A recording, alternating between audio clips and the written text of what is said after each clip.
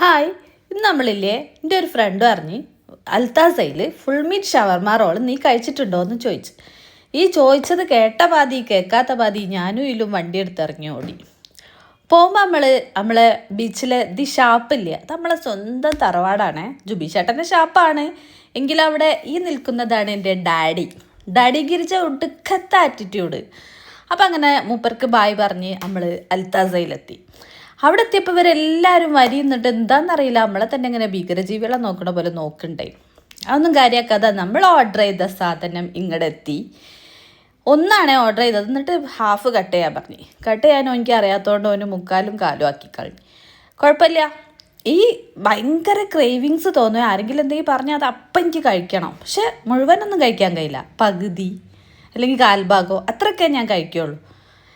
അങ്ങനെ ഒടുവിൽ എൻ്റെ ഊഴമാണ്. അങ്ങനെ ഞാൻ തിന്നിട്ട് അഭിപ്രായവും എക്സ്പ്രഷനൊക്കെ കാണിക്കണ്ടേ, നിങ്ങൾക്ക് ഒന്നിനും പറ്റില്ലായിരുന്നു. ഒരു ടേസ്റ്റും ഇല്ലേനു കേട്ടോ, എനിക്ക് ഇഷ്ടപ്പെട്ടില്ല. ഓക്കെ പറയാൻ പറ്റുള്ളൂ. ഇതിലും രസമുണ്ട് നമ്മളെ മൂര്യാട് പാലം.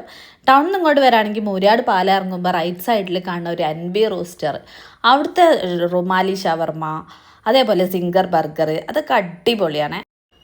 അങ്ങനെ അതൊക്കെ കുത്തി കയറ്റിയതിന് ശേഷം ഒരു വല്ലാത്തൊരു ഗദ്ഗതം. അപ്പം ഞാനൊരു പാഷൻ ഫ്രൂട്ട് മൊയ്റ്റോ ഓർഡർ ചെയ്ത്. പാഷൻ ഫ്രൂട്ടിൻ്റെ കളർ ഇങ്ങോട്ടും കയറി വരുന്നില്ല, എന്നാലും സോഡൻ്റെ കളർ അങ്ങോട്ടും ഇറങ്ങാത്തൊരു മൊയ്റ്റോ, കുഴപ്പമില്ലായിരുന്നു.